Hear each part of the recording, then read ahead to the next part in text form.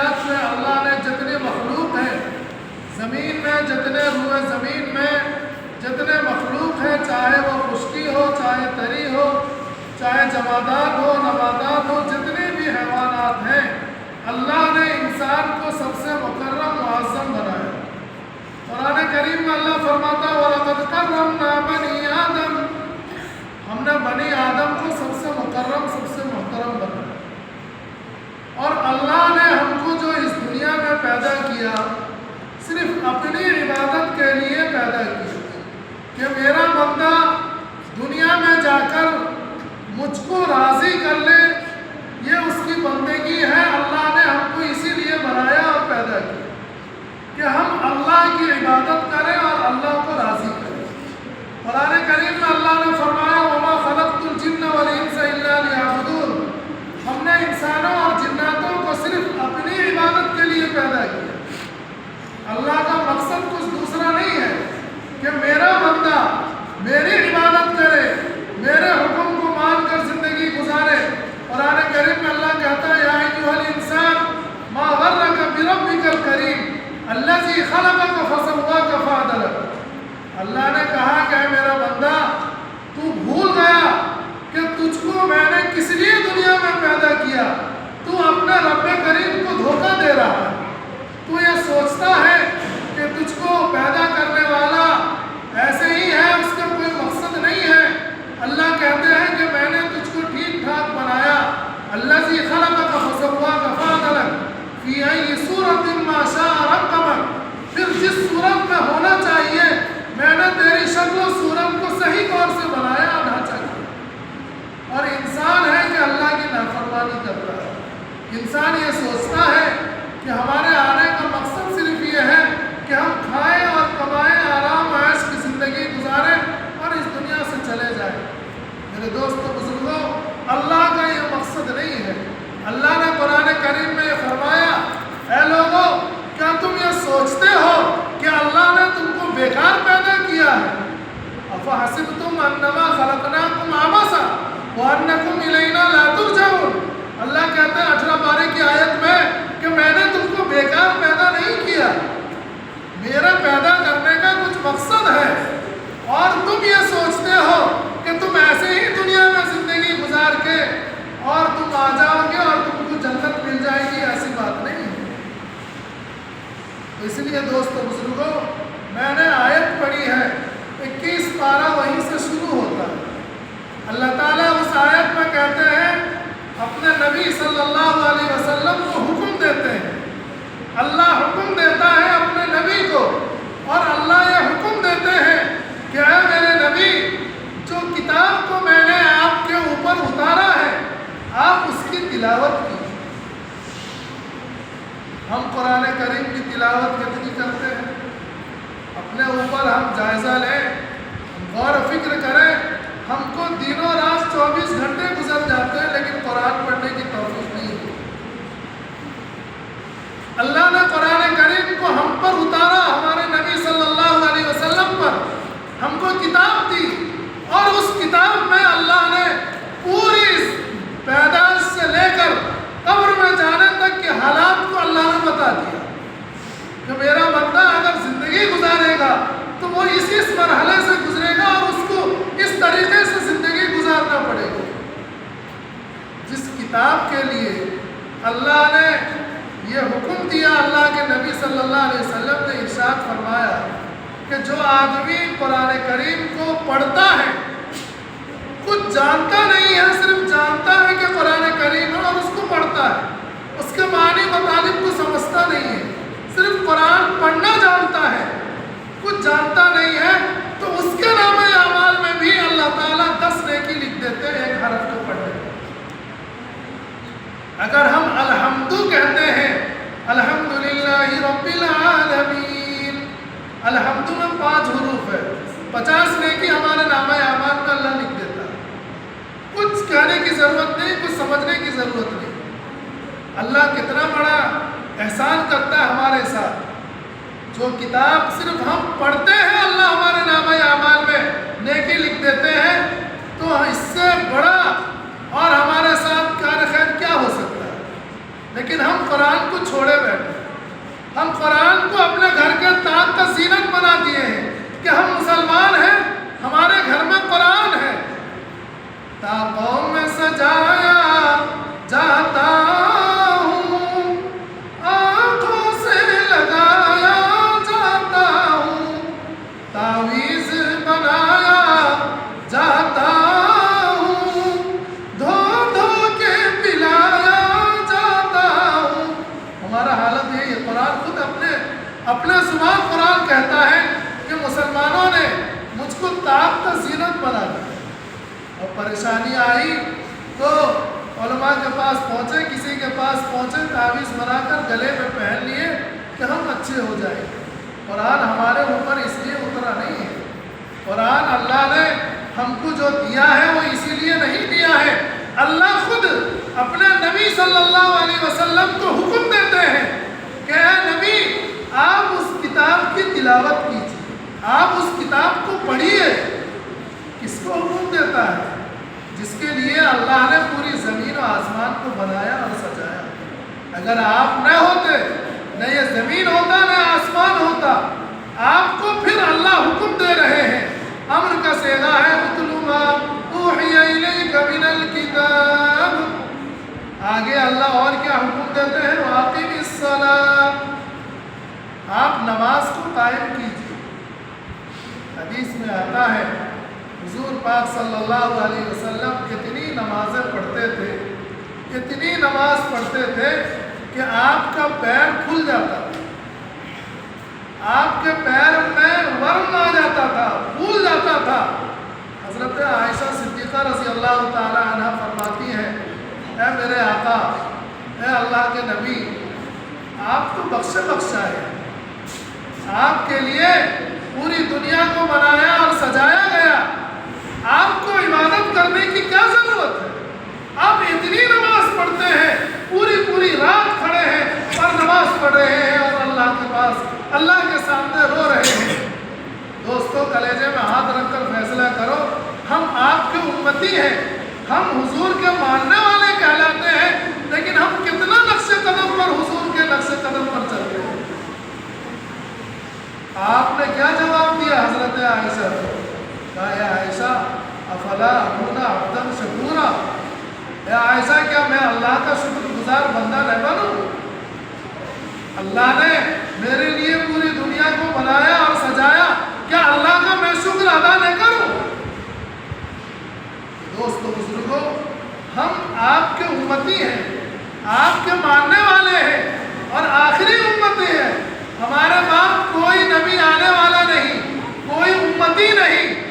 آج جو لوگ ڈھونگ رچاتے ہیں یہ سب فحاش ہیں، سب جھوٹے ہیں، کوئی نبی نہیں آنے والا۔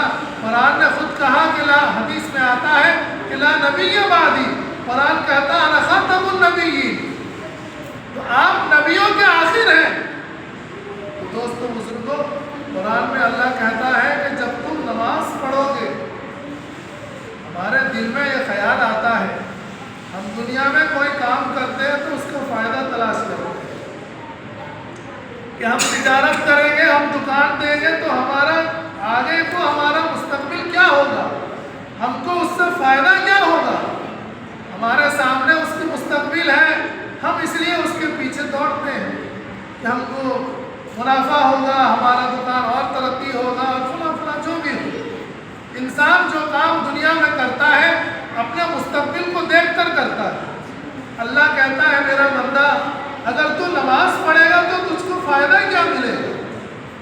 قرآن میں اس کا اللہ ذکر کرتے ہیں ان الصلاۃ تنہی عن الفحشاء والمنکر، اللہ کہتے ہیں کہ بے شک نماز اگر تم پڑھو گے تو نماز تم کو بے حیائی اور بری باتوں سے روک دے گی۔ تم بے حیائی، برا کام، غلط کام، گناہ کا کام نہیں کرو گے، یہ کون تم کو روکے گا؟ نہ نماز روک دے گی۔ اتنا بڑا کام اللہ کہتے ہیں کہ نماز اگر تم ادا کرو گے تو تم بے حیائی اور بری باتوں سے رک جاؤ گے۔ اور کیا ہوگا؟ اللہ کہتے ہیں وَلَذِكْرُ اللَّهِ أَكْبَرُ، اور اللہ کا ذکر سب سے بڑا ہے۔ جو تم کرتے ہو اللہ اس کو جانتے ہیں۔ ایسا نہیں ہے کہ اللہ جانتے نہیں ہے، اللہ تم کو ڈھیل دے رہے ہیں، چھوٹ دے رہے ہیں کہ میرا بندہ میرا ہے، گناہ کرتا ہے، اگر وہ آج نہیں کل نہیں پرسوں توبہ کر لے، توبے پہ آ جائے تو میں اس کی توبہ کر دیتا ہوں، میں اس کو معاف کر دیتا ہوں، اور ایسا معاف کرتا ہوں کہ اس کے نامہ اعمال سے گناہ کو مٹا دیتا ہوں۔ اللہ غفور رحیم ہے۔ قرآن کہتا ہے اللہ غفار الذنوب ہے، اللہ 70 ماہ سے زیادہ محبت کرتے ہیں اپنے بندوں سے۔ بندہ ایک مرتبہ قرآن میں آتا ہے، حدیث پاک میں حضور صلی اللہ علیہ وسلم فرماتے ہیں کہ اگر بندہ اللہ کے پاس ایک بالش پڑھتا ہے تو اللہ بندے کے پاس ایک ہاتھ پڑھتے ہیں کہ میرا بندہ میرے پاس آ رہا ہے۔ آپ کو معلوم ہے، آپ جانتے ہیں، علماء نے آپ کو بتایا ہے، جب اللہ نے انسان کو بنانا چاہا، فرشتوں کو جمع کیا، فرشتوں سے کہا کہ فرشتوں میں اپنا نائب بنانا چاہتا ہوں، مقرر کرنا چاہتا ہوں۔ فرشتوں نے کہا کہ اللہ ہم تو آپ کی تسبیح کرتے ہیں، ہم تو آپ کا حکم پر راضی ہیں، ہم آپ نے جو کام ہم کو بتا دیا ہم اس کو کر رہے ہیں، پھر کیا ضرورت پڑی ہے کہ آپ ایسے انسان کو بنانے جا رہے ہیں جو دنیا میں جا کر فساد مچائیں گے، خوریزی کریں گے، چوری کریں گے، ڈاکہ کریں گے، آپ کی نافرمانی کریں گے، آپ کیوں ان کو پیدا کر رہے ہیں؟ اللہ نے کہا انی اعلم ما لا تعلمون، اے فرشتوں جو میں جانتا ہوں تم نہیں جانتے۔ تو دوستو بزرگوں، اللہ کہتے ہیں جب میرا بندہ میرے پاس آتا ہے، اللہ فرشتوں کو بلا کر دکھاتے ہیں کہ دیکھو دیکھو میرا بندہ میرے ڈر کی وجہ سے، میرے خوف اس کے دل میں ہے اور وہ میرے پاس آ رہا ہے، میں اس کو معاف کروں۔ اسی لیے دوستو بزرگوں، نماز کی پابندی ضروری ہے۔ آپ کچھ بھی کریں، آپ کہیں جائیں، آپ کس حال میں ہیں، نماز معاف نہیں ہے۔ یہ بات یاد رکھیں، ذہن میں بٹھا لیں۔ آپ بیمار ہیں، آپ بیٹھ نہیں سکتے ہیں، لیٹے لیٹے اشارے میں نماز پڑھنا نماز فرض ہے، نماز کی معافی نہیں ہے۔ اگر نماز معاف ہوتا نعوذ باللہ تو اللہ کے نبی کو معاف ہو جاتا، صحابہ کرام کو نماز معاف ہو جاتا۔ وہ لوگ کون سے اچھے تھے جن کے بارے میں قرآن نے کہا رضی اللہ عنہم ورضوان ذالک لمن خشی ربہ، اللہ ان سے راضی ہے، وہ اللہ سے راضی ہے، ہم کس گھر کے مولی ہیں؟ تو اس لیے دوستو بزرگوں، نماز کی پابندی ضروری ہے۔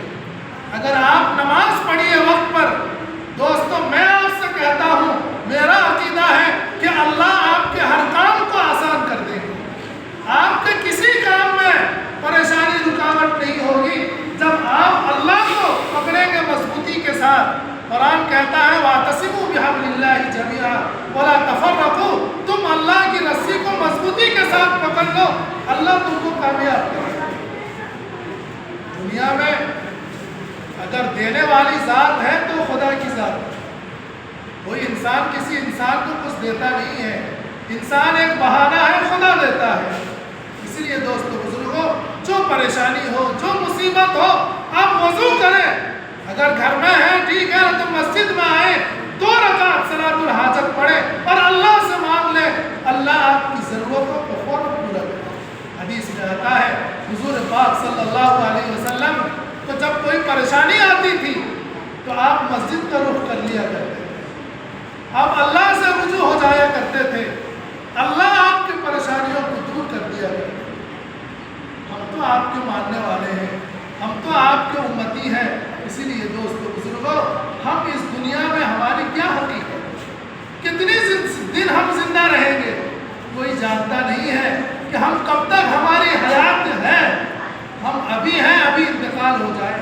قرآن میں اللہ تعالیٰ ایک آیت ہے 21 پارے میں، جہاں سورہ سجدہ شروع ہوتا ہے، اس سے پہلے والے سورے میں آخر آیت میں اللہ تعالیٰ 5 چیزوں کا حکم دیتے ہیں۔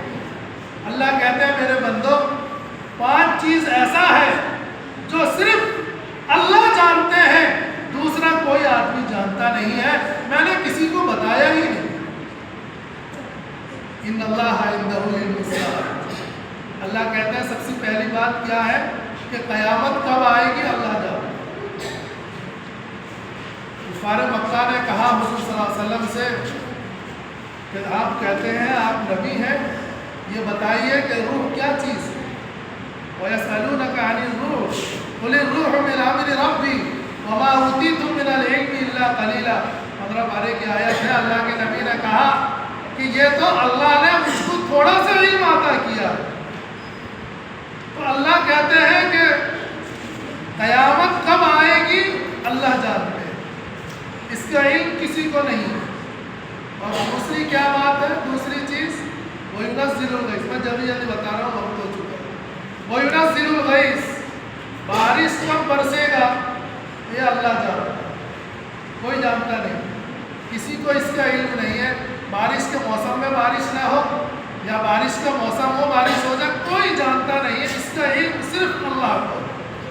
اور تیسری چیز اللہ کہتے ہیں وَيُنَزِّلُ الْغَيْثَ وَيَعْلَمُ مَا فِي الْأَرْحَامِ، ماں کے رحم میں کیا ہے وہ اللہ جانتا ہے۔ ماں کے رحم میں بیٹا ہے یا بیٹی ہے وہ اللہ کے علم میں ہے، ہم کہتے ہیں ہم تو الٹرا ساؤنڈ کے ذریعے سے جانتے ہیں۔ دوستو بزرگوں، آپ کبھی نعوذ باللہ ایسا نہ ہو۔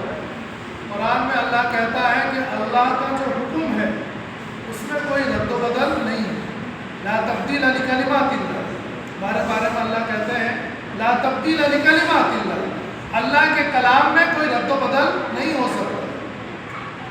اگر اللہ انسان خدا کو یہ کرنا چاہے نعوذ باللہ ایسا نہ ہو، تو آپ دیکھیں کہ میرا تو یقین ہے اگر آپ نے لڑکا دیکھا ہے پیدائش کے وقت لڑکی پیدا ہے، کیونکہ قرآن غلط نہیں ہو سکتا، یہ ہمارا اور آپ کا عقیدہ ہے۔ اور چوتھی چیز اللہ کہتے ہیں وَيَعْلَمُ مَا فِي الْأَرْحَامِ وَمَا تَدْرِي نَفْسٌ مَاذَا تَكْسِبُ غَدًا۔ آج جمعہ ہے، آئندہ کل آنے والا کیا ہوگا اللہ جانتا ہے، سنیچر میں کیا ہونے والا ہے، جو ہو رہا ہے وہ تو ہم دیکھ رہے ہیں، لیکن آئندہ کل کی کسی کو خبر نہیں۔ اور پانچویں چیز جو میں کہہ رہا تھا آپ سے، بِأَيِّ أَرْضٍ تَمُوتُ، انسان کو کس زمین میں موت آئے گی یہ اللہ جانتے ہیں۔ آدمی مسجد میں ہو نماز کی حالت میں انتقال ہو جائے، آدمی گھر میں ہو انتقال ہو جائے، سفر میں ہو، موت اس کا جہاں متعین ہے۔ قرآن کہتا ہے وَلِكُلِّ أُمَّةٍ أَجَلٌ فَإِذَا جَاءَ أَجَلُهُمْ لَا يَسْتَأْخِرُونَ سَاعَةً وَلَا يَسْتَقْدِمُونَ۔ اللہ کہتے ہیں کہ موت کا وقت متعین ہے، اس سے 1 منٹ 1 سیکنڈ نہ پہلے آئے گی نہ بعد میں آئے گی۔ جب وقت متعین ہے اسی وقت میں ہی روح آپ کا قبض ہوگا، نکالا جائے گا۔ ایک واقعہ لکھا ہے، میں نے پڑھا تھا، ایک آدمی تھا جو موت سے بہت گھبرایا کرتا تھا کہ اللہ میں جب مر جاؤں گا میرے یہ حالات، میرے یہ گھر بار پیسہ اور میرے یہ جتنے وارثین ہیں سب کو کیا ہوگا، مجھ کو موت کیسے آئے گی، بہت گھبراتا تھا۔ تو وہ دل میں یہ سوچنے لگا کہ جب میں ہندوستان میں رہتا ہوں، اگر میں ہندوستان چھوڑ دوں تو میرا نامہ اعمال تو ہندوستان میں لکھا ہے کہ یہ ہندوستان کا رہنے والا ہے، میں اگر باہر چلا جاؤں تو مجھ کو موت نہیں آئے گی۔ تو وہ سوچنے لگا میں امریکہ پہنچ جاتا ہوں، وہ چلا گیا امریکہ کہ مجھ کو مرنا نہیں ہے۔ تو حضرت ملک الموت جو ہے وہ اللہ سے کہنے لگے کہ اللہ اس شخص کی آدمی کا موت تو آپ نے لکھا ہے کہ امریکہ میں ہوگا، وہ آدمی ہندوستان میں ہے، تو اس کی روح میں کیسے قبض کروں؟ اللہ نے کہا گھبرانے کی ضرورت نہیں ہے، وہ اپنے جگہ میں پہنچ جائے۔ دوستوں بزرگوں، امریکہ پہنچا اور اس کی روح قبض کر لی۔ تو موت سے کسی کو مفر نہیں، کوئی بچ نہیں سکتا۔ شیطان ہم کو بہکاتا ہے، ہمارے دل میں بھی خیال آتا ہے کہ ہم جب چلے جائیں گے تو کیا ہوگا۔ ہم نے دیکھا ہے ہمارے وارثین چلے گئے، ہمارے والد چلے گئے، ہمارے دادا چلے گئے، زندگی ایسے ہی اللہ کا نظام ہے، اللہ کا قدرت ہے۔ کچھ دن انسان کو یاد کرتا ہے، سال 2 سال یاد کرتا ہے، پھر اللہ کا نظام ایسا ہوتا ہے کہ اللہ اس کو دل سے بھلا دیتا ہے، وہ پھر دھیرے دھیرے بھول جاتا ہے۔ تو اس لیے دوستوں بزرگوں، میں یہ عرض کر رہا تھا کہ اللہ یہ کہتا لہٰذا نماز ہم کو معاف نہیں ہے، اسی لیے نماز کی ہم پابندی کریں۔ جتنے میں تو آپ حضرات سے گزارش اور درخواست کروں گا، جتنے ہم جمعے میں آتے ہیں اتنے ہی اگر ظہر میں نہیں آ سکتے ہوں صبح کی نماز میں ضرور ہے۔ صبح کی نماز ضروری ہے۔ شیطان ہم کو بہکاتا ہے، اور آپ ٹھیک دیکھیں گے، میں نے بھی دیکھا ہے، ٹھیک وقت نماز کے وقت ہی اتنا بہترین نیند آتا ہے کہ اٹھنے کو دل نہیں چاہتا، شیطان تھپک کر سلا دیتا ہے۔ اس لیے اس کو آپ توڑیے۔ قرآن کہتا ہے کتب علیکم القتال وہو کرہ لکم وعسى ان تکرہوا شیئا وہو خیر لکم۔ جس چیز کو تم چاہتے ہو، اگر تمہارا نفس یہ چاہتا ہے لیکن اللہ کا حکم نہیں ہے، تم اپنے نفس کے خلاف کرو، جو اللہ کا حکم ہے تم اس کو کرو۔ ایک آدمی تھا، وقت ہو چکا، معذرت کے ساتھ 2-3 منٹ لوں گا۔ ایک آدمی تھا، وہ نماز کا بہت پابند تھا۔ پہلے زمانے میں یہ ہوتا تھا کہ شیطان نظر آتا تھا، شیطان دکھائی دیتا تھا، تو شیطان نے اس کو صبح کے وقت سلا، اس کو نیند آئی اور وہ سو گیا۔ اس کی نماز کبھی قضا نہیں ہوتی، بہت پابند تھا۔ جب سو گیا، وہ جب اس کی نیند کھلی تو نماز کا وقت جا چکا تھا۔ وہ آدمی بہت پریشان ہوا اور بہت عاجزی اور انکساری اللہ کے پاس بہت روا، بہت دعا کیا کہ یا اللہ میری نماز آج فوت ہو گئی۔ اتنا رویا، اتنا گڑ گڑایا، غیب سے آواز آئی ہے میرا بندہ، گھبرانے کی ضرورت نہیں ہے، جو نماز تو پڑھتا تھا اس میں جو نیکی تجھ کو ملتی تھی، میں نے اس سے 70 گنا نیکی تیرے نامہ اعمال میں ضرور۔ شیطان کو پریشانی ہو، کہا کہ بھائی ایک ملتا ہے، ایک ملے 70 نہ ملے۔ دوسرے دن نماز کے وقت سے پہلے ہی شیطان اس کو اٹھا دیا، بولا ارے بابا اٹھ جاؤ، نماز کا وقت ہو چکا۔ پھر تم رو گے اللہ کے سامنے اور تمہارے نامہ اعمال میں ثواب لکھ دی جائے گی۔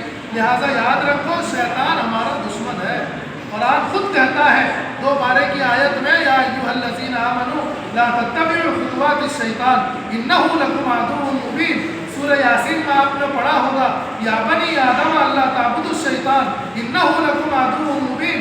تم شیطان کی پوجا نہ کرو، تم شیطان کی عبادت نہ کرو، تم شیطان کے قدم بقدم نہ چلو، اس لیے کہ وہ تمہارا کھلا دشمن ہے۔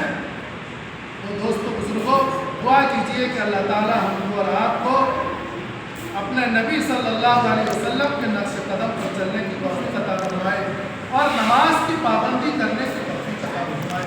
وما علینا الا